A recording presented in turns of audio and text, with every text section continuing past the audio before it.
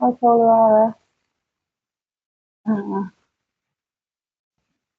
Just wanted to come on and talk about something today that I actually saw on the internet. It wasn't very pleasant, and at the time it did quite affect me to a degree. The subject I was going to talk about was the fact that he's a celebrity chef, and he's in recovery, and there was a photograph of him in recovery from bipolar, I should say. There was a photograph of him on the internet, and I don't like to get down on these channels. I like to keep it light and pleasant, but unfortunately, he looked awful. I'm sure he's feeling better, but he was a zombie, a lithium zombie, as they call it. His face was totally, he was broken. He looked broken. He didn't look vacant. He just looked sad. And I was going to actually make a video that day, and I couldn't make one because I found it upsetting, because I remember having a similar face to that. And it brought me down round to the subject of lithium zombies, and how I have found, recently that some people they've interviewed relatives of some people who were basically given lithium, and it just takes away everything. Basically, it just takes the whole person away, and this is what his face was portraying. And unfortunately, for those relatives, that person hasn't been able to cope with being a lithium zombie, and has actually, God bless them, taken their lives, which I don't like to discuss because it's quite negative. But it did make me feel quite, it's like a sort of less than,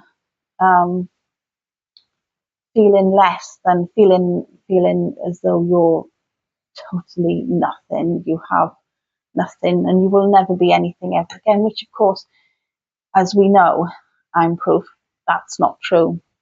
You will be something again, and you will get through it. But the sad part of this, of seeing his face, was you could see he was being ripped away from all emotions, obliterated, not knowing whether you're sad, happy, what face sad or happy looks like, in what situation that looks like. Because in order to, this isn't complicated if you know it, but if you've been through it, you would know, in order to get you back down, because unfortunately you are on occasions they're trying to get you back up, or they're trying to get you back down to some kind of level ground. And I've witnessed this in others, when I've been in hospital, and it's horrific for the family. And it's a situation where, you're not you anymore. That's the whole point of it. You're made to feel nothing, and that sounds quite bizarre. How can you feel nothing? How can you live feeling nothing? How does that work? Well, you're not living in reality. You're just there. You've just survived, and you've just got to a plateau where you're just totally zombified, stupefied. I don't know whether that's a word, but I suppose you feel a bit of a vegetable.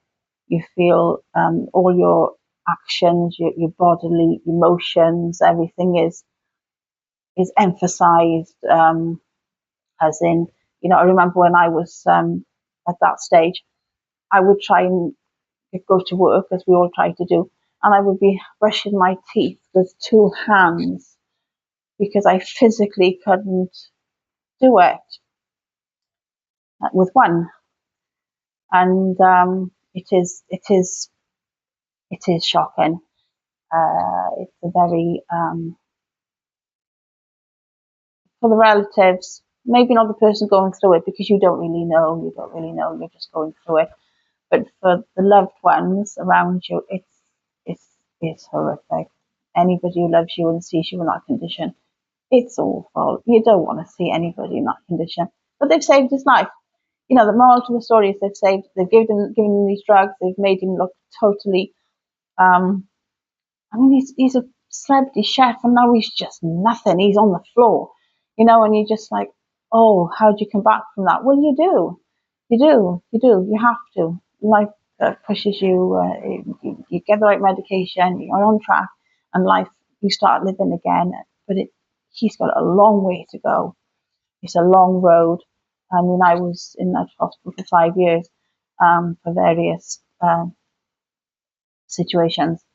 The first 5 years of my illness, I was, in that hospital a lot. Anyway, it's a long, long story. And I don't want to be a downer. So, in saying that, we'll have some inspirational cards because I haven't got any jokes, so all I can do is inspirational cards. And this says, drop your mask and trust that what happens will help you move forward. Yeah. And then we have another one, and it says, a neighbour holds the key to your next project. Keep in touch. That's a nice one. Yeah. And then we have missing out on an opportunity. Open your eyes to the possibilities. Yeah.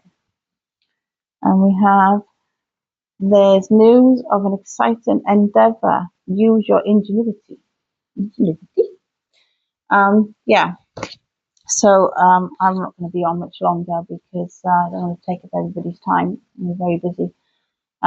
It's just, I was actually going to talk about something else in this next video, but I found him on the weekend and on the internet, and I just felt so sorry. So sorry for him. And I couldn't help thinking, and it's takes you back,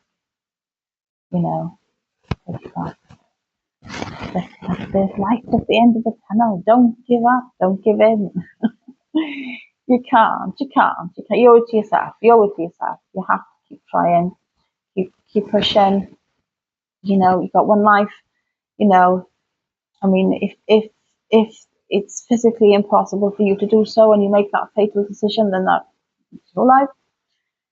But if only people could be reassured and believe and could see people going back to work, going back to jobs where they're very, it's a very professional, very demanding job, and they've gone back to their original careers, or they've become themselves again. They've returned to themselves.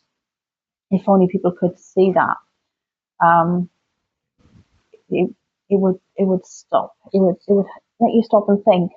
And then you would sort of say, well, maybe I can do this for a period of time. Maybe I can, because, it's worth it. It's so worth it.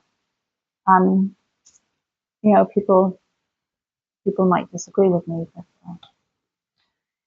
anyway, I didn't want to be on a downer and bring everybody down too much, but this is what this video is about, the good, the bad, and the ugly, unfortunately. So I'll leave it at that, and I'll see you next time. Bye.